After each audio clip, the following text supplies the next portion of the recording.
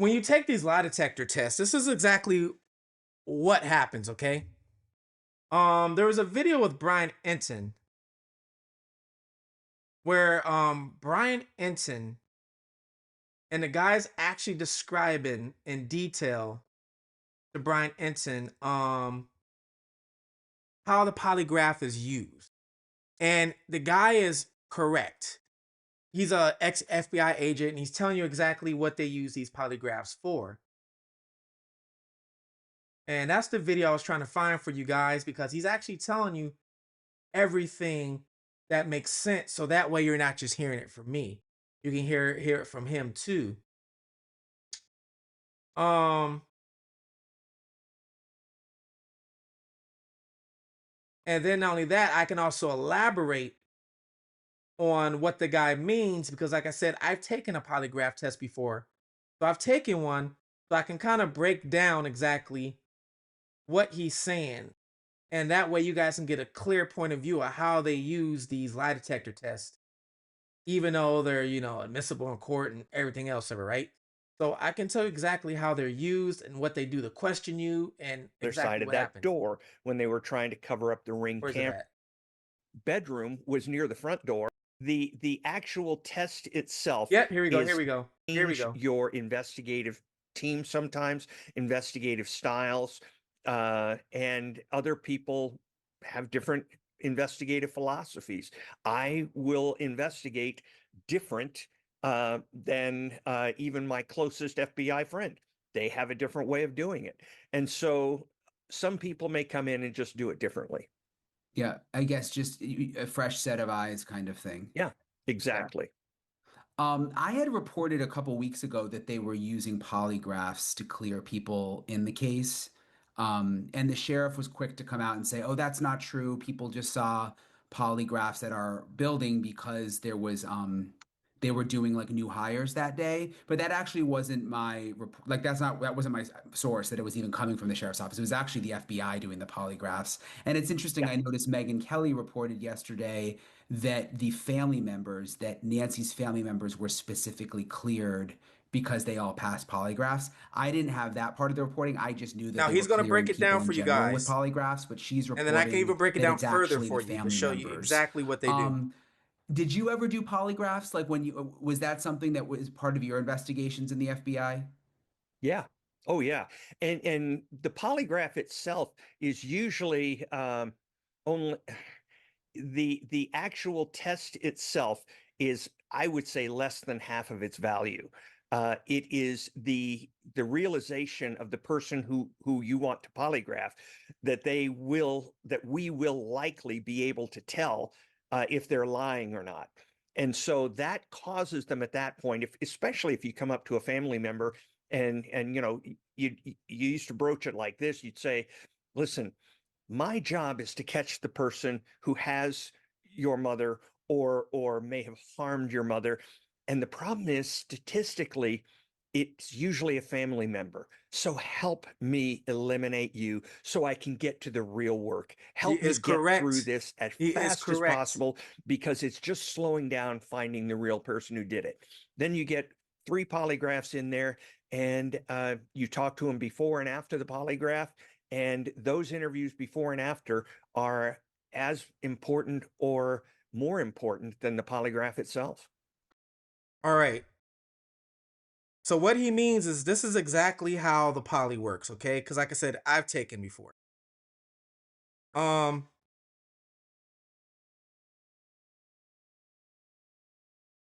so what they do is a lot of times they'll give you an initial interview first. They'll give you an initial interview first, okay? They don't just give you a polygraph. So they give you an initial interview first. They ask you a series of questions, you know. Now I'm just gonna give you guys an example. This is just an example. So for you guys that know my story, you guys that know, the reason why it's called Fugitive TV, I was actually a fugitive on the run from the law, right?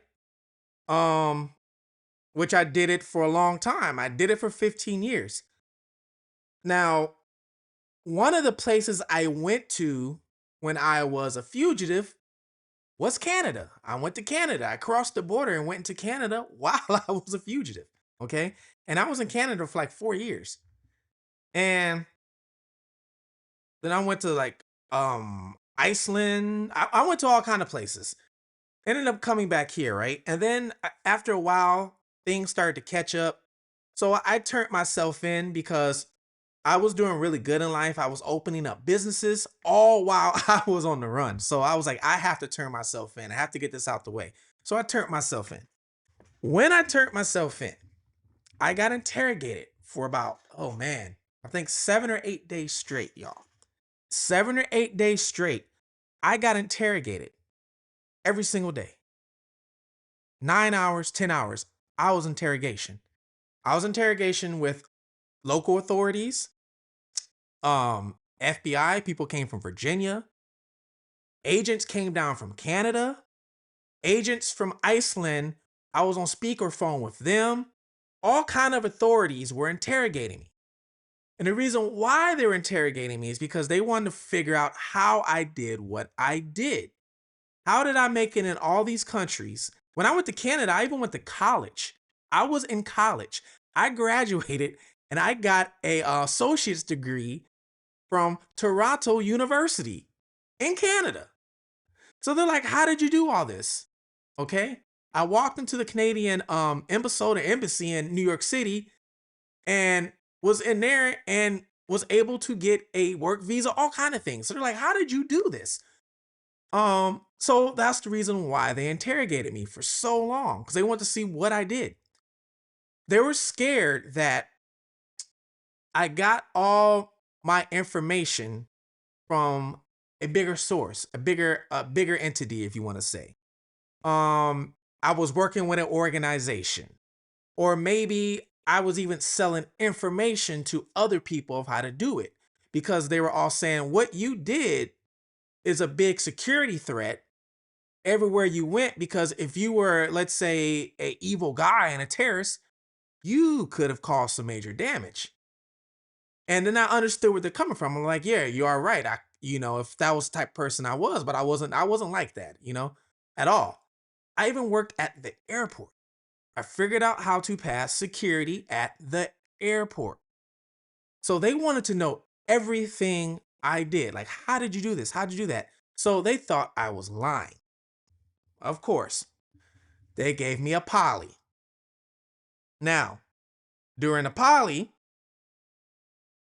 this is what they ask. Or I should say, before the poly, they give me, interrogation, whatever. They keep a record of all that, right? Then they don't just give it to you, they ask you, would you be willing to take a poly? Sure, I'll take a poly. I got nothing to hide from you. I told you guys everything. So I take the poly, and it's a person that's giving me the interview, okay? That's a different agent that I've never seen before. I've never seen this person before that's giving me the poly. All the original agents who were taking turns with me and things, Mr. Nice Guy, Mean Guy, whatever you want to call it, they were nowhere to be found. They weren't in the room. They put me in the room and they had me sit comfortably. They gave me a cherry Coke and some brownies. And then the other guy came in and hooked me up to the machine. And then what he did was he started asking me questions. Before he'd hook me up, he would ask me questions as in, um, what's your name? Spell your name for me, date of birth, all those type of things, right? Then he asked me, what you're here for. All right. So he would ask me all these type of things. And then we get to the poly, right? And it would be just certain questions. It would be questions like he would ask me first, again, what's my name again? All right. Why the machines in front of him? What's my date of birth? Why the machines in front of him? Last for his social, whatever. He would ask me simple questions like that. Then he would ask me more questions like, have you been to other countries? Because of course I was, right?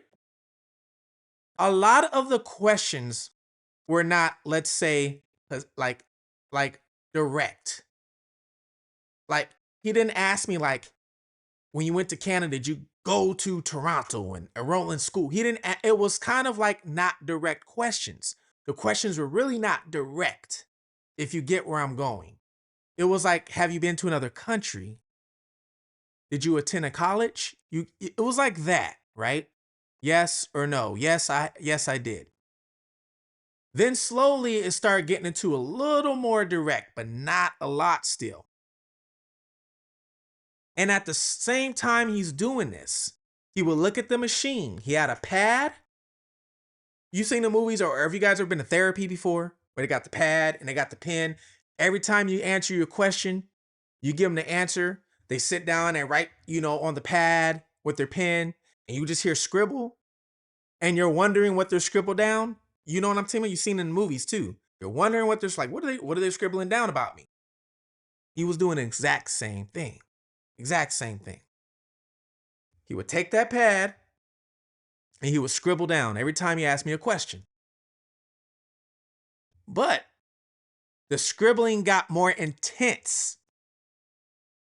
It got more intense and went from to he got more. The more the questions got more direct, the more intense he got with the scribbling. The louder the scribbling got. Okay. And I think all that was to make me nervous because the lie detector test, all it's doing is testing your stress. It's testing how nervous you get. Because when you lie and you think you're lying, you're going to get stressed out. Like, oh, I hope I don't get caught in this lie. So now you're stressing. There is a lot of people who are labeled, I guess you want to call them psychopaths, or people who believe their own lies. They literally believe their own lies. They say those people will take a test and pass it with flying colors because they believe their own lies. They're not stressed out about lying. All of us know somebody, whether it's in your family, your kid, sister, parent, somebody, even your spouse. If they're lying, you know they're lying. We all have somebody in our life like that. Oh, I know they're lying. They do the same thing. They're twitching something. You know they're lying. So that's what the test is known to do. So that's why when that comment came up earlier about the THC gummies, yes, it relaxes your system.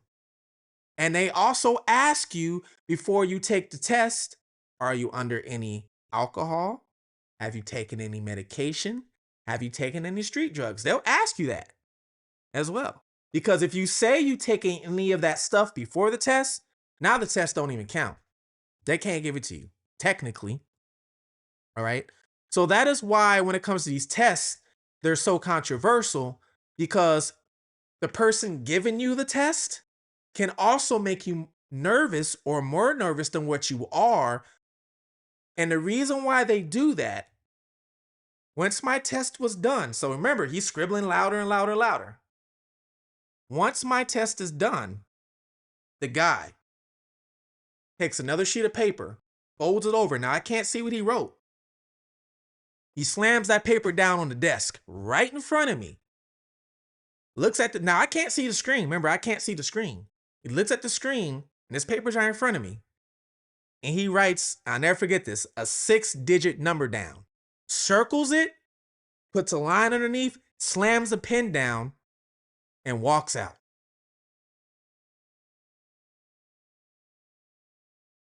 What do you think he was doing when he did that? Remember, I didn't see anything else he was writing whatsoever. But at the end, he flipped the paper over, a yellow pad, put it on the desk right so I can see it. 6-digit number, circles it, puts a line underneath, slams a pen down, and walks out.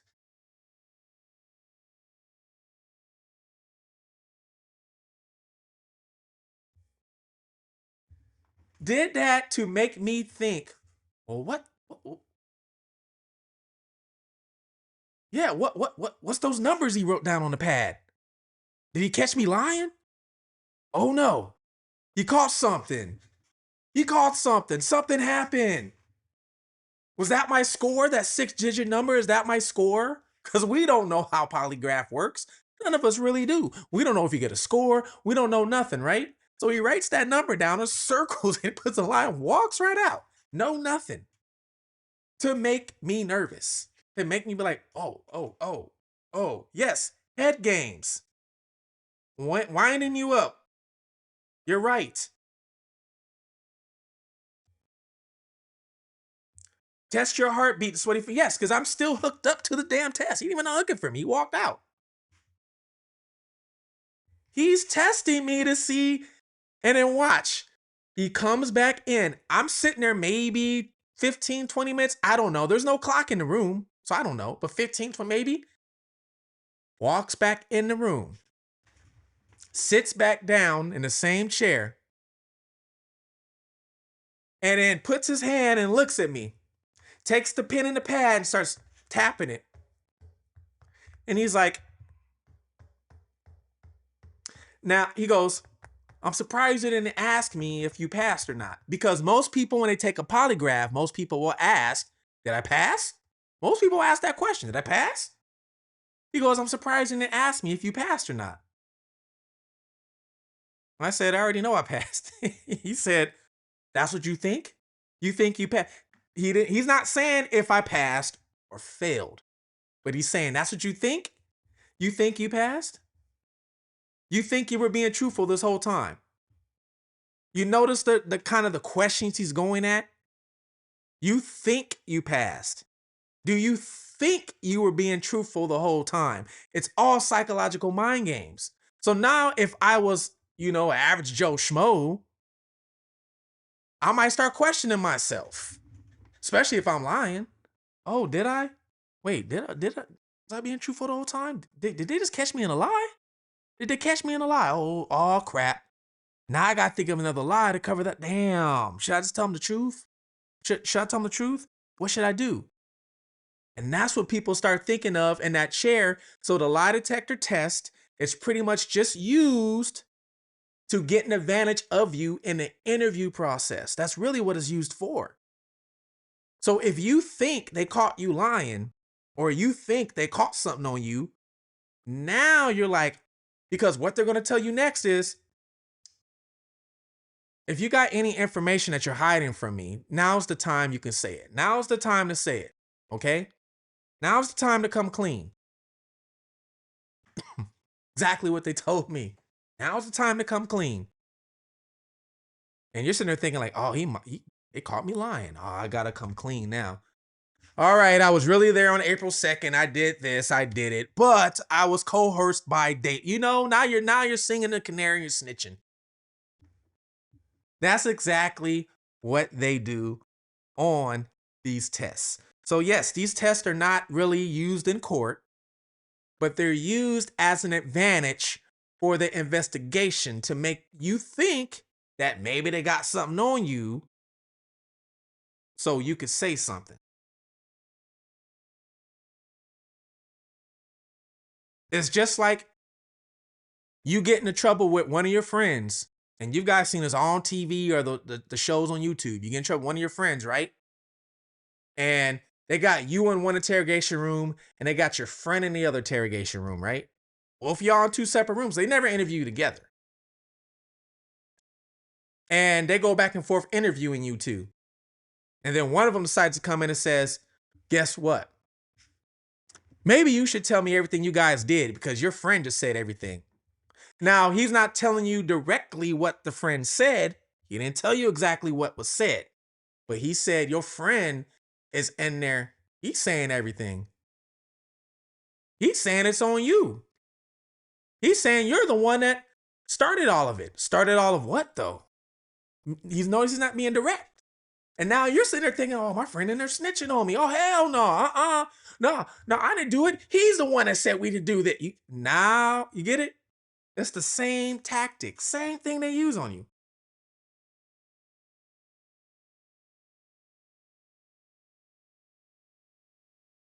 Let's get finished watching Brian Enton on here. And see where it goes.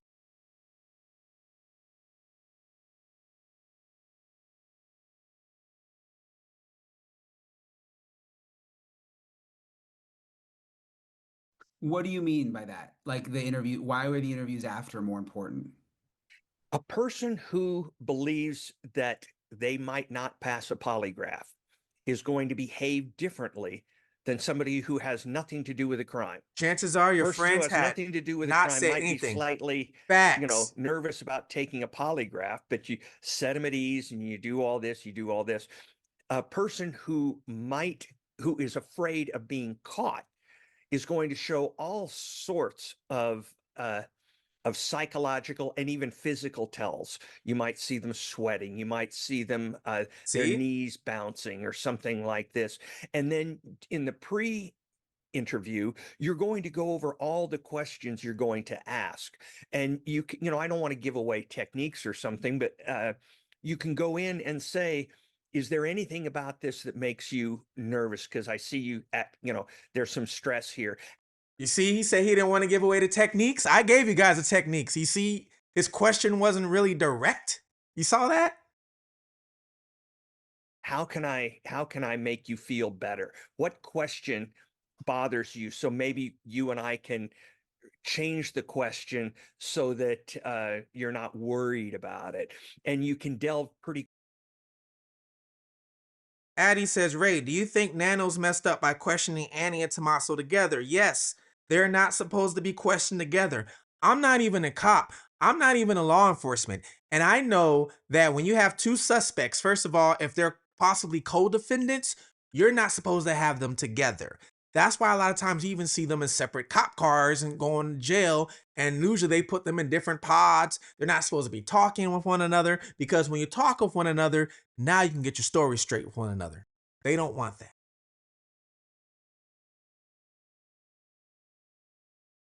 Quickly into why they're nervous, and frequently that will tell you things uh, that are important, I bounce my and leg you all can the use time. the Yeah, so opportunity to say, now listen, you got it. if I was testing the person here who was afraid they might get caught on this, I would want them to know that they have options, that they could make deals, they can do this. This isn't, polygraph or die. This is, let's get through this. And those are as valuable sometimes. In fact, most of the time in a criminal case, I think those are more valuable than the actual results, because the actual results are not admissible in court. The interview before and after are. You see that? You see that? As he said, he would ask certain questions and then he would ask them, hey, we can make out a deal. What did the guy tell me? You hiding the information from us. Now's your time. Now's your time. You hiding extra information from us. Now's your time. My time for what? For what? What information do you think I'm hiding from you? What is my time for what? These indirect questions that will make you like sweat. If has anyone ever failed a polygraph and then do they ever not tell them because they don't want them to know? Like then you just know, oh, maybe this person is a suspect, but you Oh, don't actually here we tell go. I just them told that you. they Yeah, failed. yeah, absolutely true.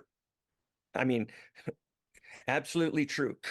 Let's read This this again. person is a suspect, but you don't. Before and after are.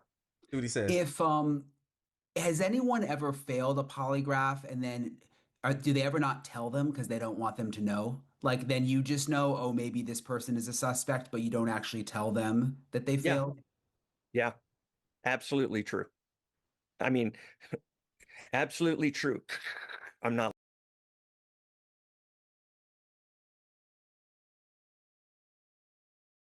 You saw that? You asked him, has anybody ever failed the polygraph test, but you didn't tell them and they ended up being a suspect? And he said, absolutely true.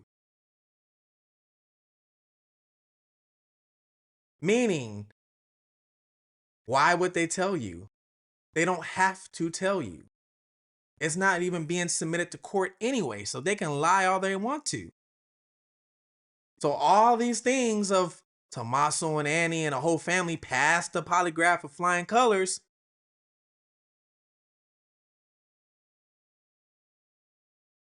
Should I say more? When I took mine to this day, I don't even know what mine look like to this day. They never showed me. Never showed me. So I don't even know what mine look like. You think they're gonna know what theirs looks like? I highly doubt it. Not lying. Yeah, Uh, yeah, yeah. you, uh, the polygraph is your tool, not theirs. And if the polygraph will work for you in a way that is helpful, that's what it's there for. It is not a defense tool. It is not a defense attorney tool, a prosecutor. It's an investigative tool. And so you will use the results of the polygraph or protect the results of the polygraph as best you can, because if they come up deceptive, it never says you're lying, but if they come up deceptive, um, then you may or may not want them to know that. Do they ask normally, well, how did I do or what happened? I mean, I They would be always ask. curious. They always ask. They always ask. It's kind of like doing an MRI and you say, "Well, did you find anything?" Oh, Right. That's what the guy told me. The guy told me, he said, why didn't you ask how you did on the polygraph test? Everybody always ask. I didn't, why should I ask? I know I'm not lying to you. Why should I ask? So this guy's telling you everything that we got to happened to read me. it. I'm Yeah. not the guy who reads it, this kind of stuff. And so that's, the correct answer. Ouch. Correct answer and a true answer. You have to read it. You have to analyze it. It doesn't just have these things where if you cross a line and it turns red and you're lying. That's cartoons. But if you do have to read it. I think though, during the polygraph, you got an idea. Okay. So yeah, the fact that there's now this reporting that the family passed polygraphs, that's for you a pretty good sign. I mean, Thank you, that Camden. is Thank that you. reason. I mean, the I'm sheriff came out trying. and I'm trying. said, the family's cleared officially, Yeah. period. That would And probably weigh. I'm sure that weighed into that decision. if the sheriff says it, I'm not confident just because he said it. I Oh, would have to have some kind of validation because the sheriff has said things that I don't believe to be accurate. So that doesn't help me. The sheriff he don't even like the sheriff. You hear this? You hear him? He said if the sheriff said it, he's gonna take it as a grain of salt. also would know that you never say somebody passed or failed a polygraph. It is not a pass fail. It is a continuum. That now I just told you guys, the polygraph is not something you pass or you fail. It's a tool that's used for them to interrogate you further, to put you in jail, to get you to tell on yourself. Okay. This is how a lot of people, you guys come across a lot of cases, I'm pretty sure, where somebody was innocent and got locked up. Okay. And then they tell you the reason why they got locked up is because they confessed and during the interrogation. And then the person who's innocent or whatever will be like, well, they made me confess. You're seeing how a person can be easily manipulated to confess to something they didn't even do. Easily, especially if you don't know the techniques or anything that's being used on you. So if they hook you up to one of these polygraph machines and you really think that, oh, this is an actual test where they can see if I'm lying or not, because it's not that. They just see if you're really nervous. But if you think that, oh, they can see if I'm lying and you're telling the truth, then police come at you, you know, I think you got more things to tell us. You're hiding things from us. Now you're in your head, you're gonna probably you're gonna think like, dang, maybe I was. Am I hiding something?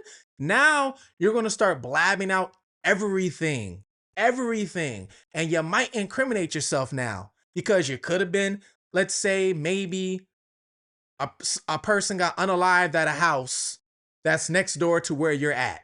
I don't know, or at the same party. Okay. And now you just incriminated yourself because you're like, oh, well, I was there. Yeah, I was there at the same time they died. Lock him up. Lock him up. Lock him up. When you should have just kept your mouth shut, not say anything, let your lawyers handle it.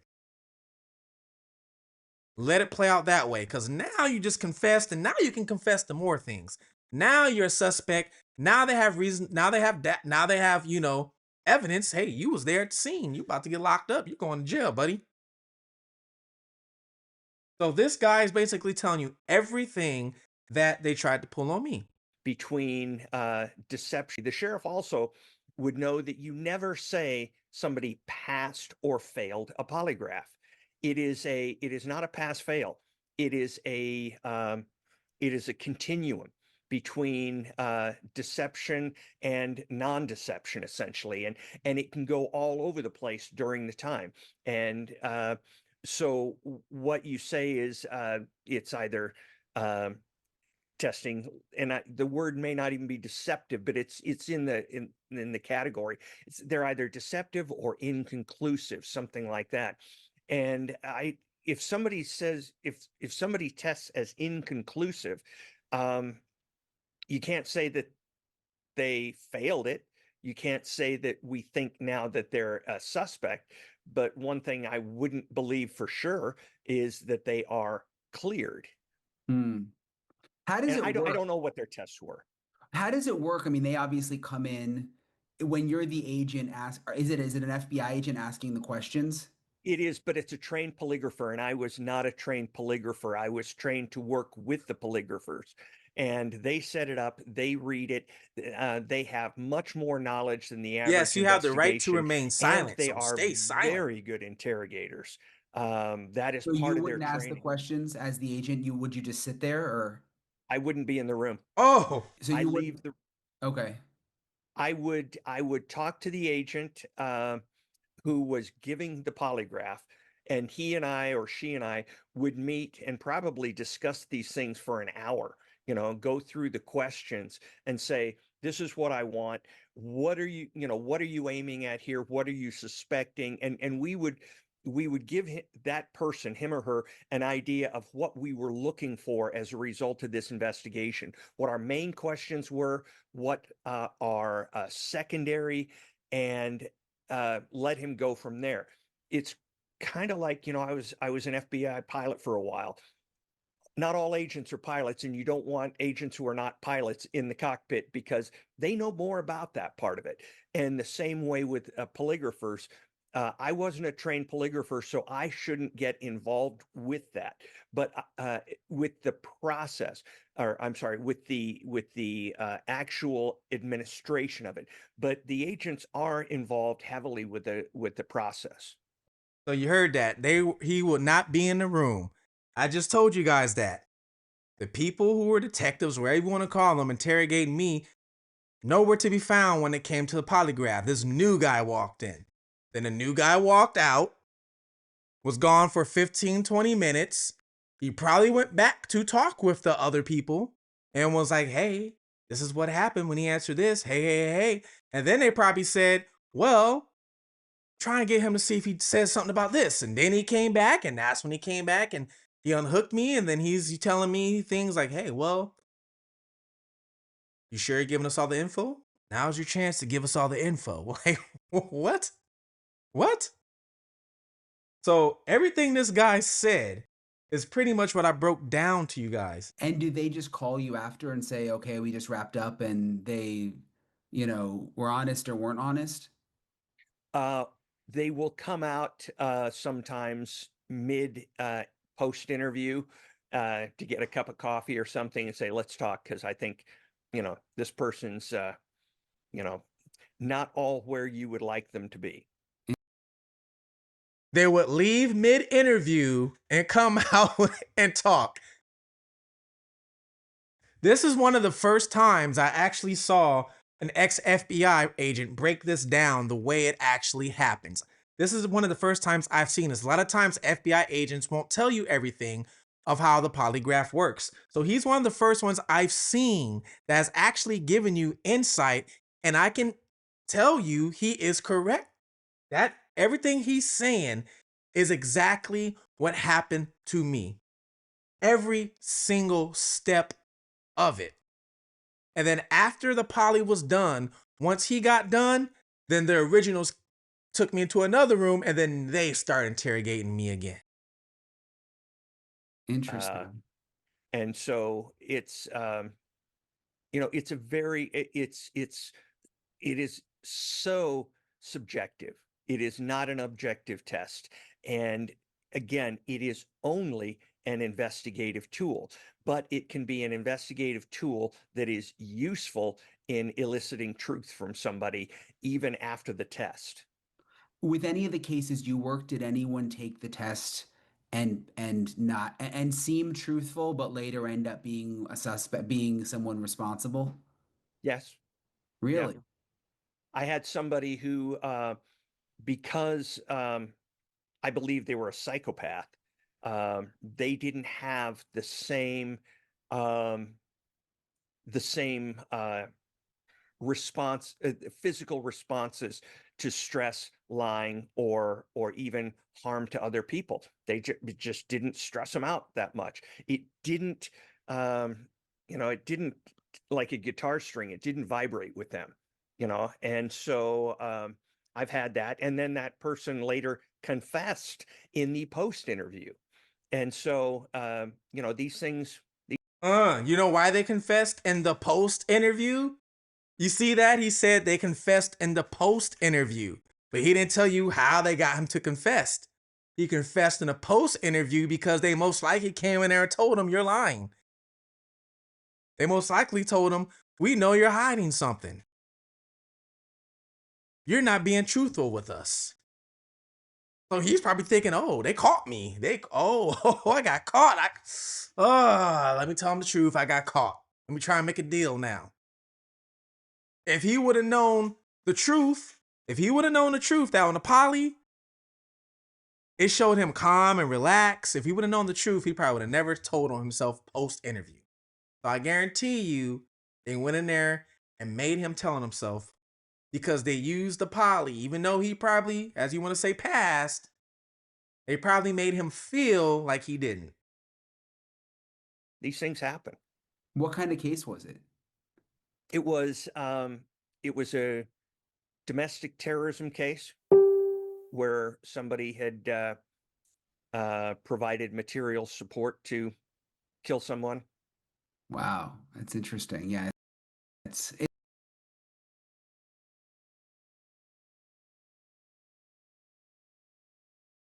But I wanted to break that down. I wanted to break this down for you, the poly, because it came out that they took the polygraph test and oh, they passed and everybody. And I wanted to break this down to you because I know there's not a lot of individuals on YouTube that have took the polygraph test and have experience with taking it. And not only that, but with my testimony of my experience mixed with Brian Enton's interview with this FBI agent who's actually breaking it down for you. This interview was gold. Brian Enton did a great job on this. This is gold right here. Because, like I said, FBI agents usually don't tell you this stuff. There is some stuff he left out that I had to fill in, but this is gold. So, mixed with my testimony and my experience of me taking it, plus him telling you from their perspective what they do. Now you guys can put it all together and see how these polys work. And now you can look at any case in the future, even cases in the past, and you can actually see when somebody took a polygraph, you can actually see now, well, were they really lying? Or did the detectives say they were lying to get the truth out or to get them to even tell on themselves, even though they didn't do it? Now you guys have the knowledge to really look at that in a different way of wow, they actually use this as a tool to help with interrogation to get you to squeal, snitch, tell yourself whatever it is. That's what exactly it's used for. That's why, yes, you can take certain things like gummies and stuff like that to help you relax on the poly. But if you ever just want to pass it, just don't take it. You don't have to take it. Just don't take it. Just shut up and call your lawyer. I'm answering no questions until my lawyer gets here. I'm speaking with my lawyer first. And the lawyer is going to even tell you don't take the test. Not because you're not going to pass it, but don't take it because they're going to trick you into saying something. Lawyer, the lawyer is going to tell you not taking it. But I wanted to break that down for you guys because I figured this was great as well. It is. I plan on being here for 2 hours, 8:30 to 10:30, but dang, 8:30 to 12:30. I've been in here for 4 hours. It's 12:30 a.m. I gotta get up early in the morning, you guys. I want to say thank you for tuning in to this live. I'm going to do another one next week. It's either going to be on Wednesday or Thursday. I'm always going to do one on Wednesday or Thursday. I'm not sure which days, but I will make a post like I did earlier to let you know. I also have an interview coming up. We have to schedule with the guy. His name is Chip. They call him Hollywood Wade, actually. Hollywood Wade has a YouTube channel called Crime and Entertainment. He interviews a lot of ex-mafia crime bosses, all kind of things. He actually gave me one of my first interviews before I started this channel. He interviewed me and I told my story of everything that happened. All right. Um, well, I'm going to do an interview with him because he has a very interesting story about how he got caught up in a situation that really wasn't his fault and was looking at life. All right. So I got an interview coming with him so you guys can see his perspective and things like that. So we're going to set that up for you guys. But I want to say thank you for tuning in. Getting late. I gotta go. I didn't even eat dinner. I've been on here talking with you guys, having fun. Thank you for tuning in. I want to say bless everybody. And if you watch all my videos, I end it the same way. Please take care of yourself, take care of one another, look out for your surroundings, look out at your surroundings, okay? Pay attention. Fugitive TV, love you guys. Like, subscribe, turn on your notifications, and I'm out, y'all.